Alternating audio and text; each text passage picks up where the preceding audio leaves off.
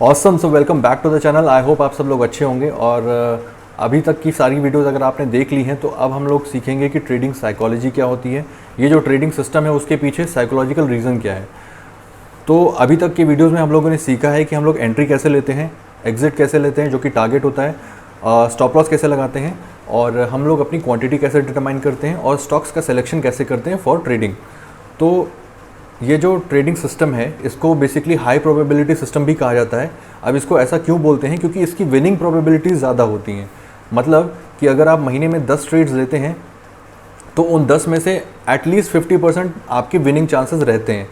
क्योंकि ये high probability system है इसीलिए इसको सारे बड़े ट्रेडर्स, राकेश झुनझुनवाला हो चाहे वॉरेन बफेट हो, सभी इसको यूज़ करते हैं। एंड इसकी विनिंग प्रोबेबिलिटीज़ ज़्यादा हैं, विनिंग चांसेस ज़्यादा हैं। तो चलिए इसको थोड़ा और डिटेल में समझते हैं। ऑसम। तो चलिए समझते हैं कि हम लोग ये ट्रेडिंग साइकोलॉजी क्यों बेटर है और इसको हाई प्रोबेबिलिटी सिस्टम क्यों कहते हैं। तो जैसा कि हमने प्रीवियस वीडियोस में समझा था कि रिस्क रिवॉर्ड हमारे लिए 1:2 का रिस्क रिवॉर्ड फेवरेबल होता है। मतलब कि अगर आप 5 रुपये का रिस्क ले रहे हो तो एटलीस्ट आपको 10 रुपये उस पर मिलने चाहिए। तो अब इसको हाई प्रोबेबिलिटी सिस्टम क्यों कहते हैं ये समझते हैं। सपोज़ आपने एक महीने में 10 ट्रेड्स लिए हैं, जिसमें से अगर आपको प्रॉफिटेबल डेज़ में आपको प्रॉफिट होगा 10 रुपये का, और जिस दिन आपके स्टॉप लॉस सेट होंगे उस दिन आपको लॉस होगा मैक्सिमम 5 रुपये का, जो कि आपका रिस्क था। तो सपोज़ आपका 50-50 का रेशियो है विनिंग का, तो उस केस में देखते हैं क्या होता है।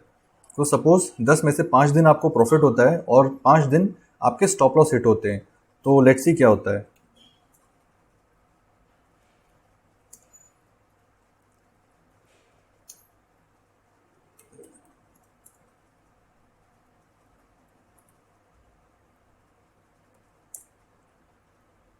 ओके, सो दैट मीन्स अगर आप महीने में 10 ट्रेड्स ले रहे हैं और 5 दिन आपको टारगेट्स हिट होते हैं और 5 दिन आपके स्टॉप लॉस हिट होते हैं, तो भी आप नेट में 25 रुपये के फ़ायदे में रहेंगे।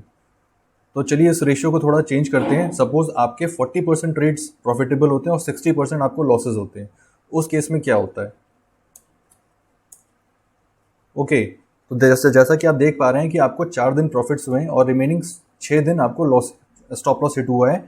तो उस केस में भी आप प्रॉफिटेबल ही हैं।